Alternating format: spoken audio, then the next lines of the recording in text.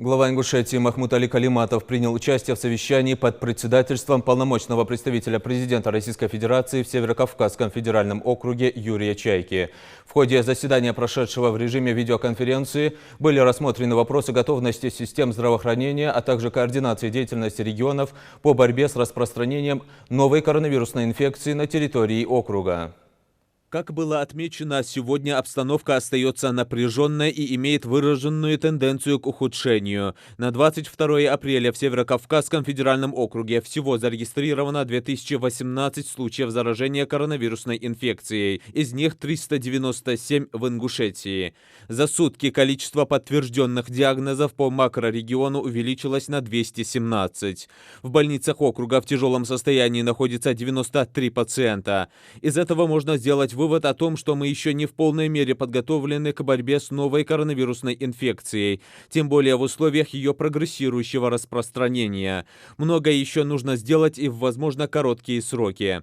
Важно понимание субъектам, за счет каких источников может и должна быть обеспечена полная комплексная готовность коечного фонда специализированных стационаров и поликлиник. В случае резкого ухудшения эпидемиологической обстановки в субъектах округа должен быть резерв готовых к развертыванию инфекционных и реанимационных коек, обратился Юрий Чайка к главам субъектов СКФО.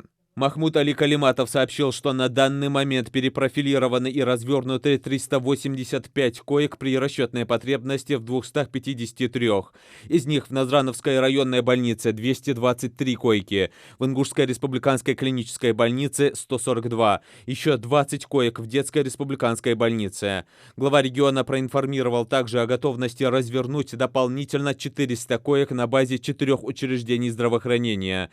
Малгобекская районная больница, Кантышевская участковая больница, Троицкая врачебная амбулатория, Ингушская республиканская клиническая больница, но при условии дооснащения их медицинским оборудованием. На сегодня в республике имеются в наличии 93 аппарата ИВЛ, из них под COVID-19 47 аппаратов. До конца мая ожидается поставка еще 10 аппаратов ИВЛ. Однако, по его мнению, если рост числа заболевших коронавирусной инфекцией не прекратится, в дальнейшем возможна нехватка аппаратов ИВЛ, и в решении этого вопроса республике будет необходима помощь федерального центра. Также в ходе совещания Юрий Чайка отметил, что отдельного внимания заслуживают вопросы полной укомплектованности медицинских организаций, предназначенных для лечения больных коронавирусом, врачами-специалистами соответствующего профиля, средним и младшим медицинским персоналом. На этом направлении необходимо создать резерв специалистов, обеспечив их доподготовку, в том числе и работу с аппаратами ИВЛ. Вы все понимаете, что поток больных может кратно возрасти, а врачи, находясь на передовой, наиболее подвержены риску заболевания, сказал полпред.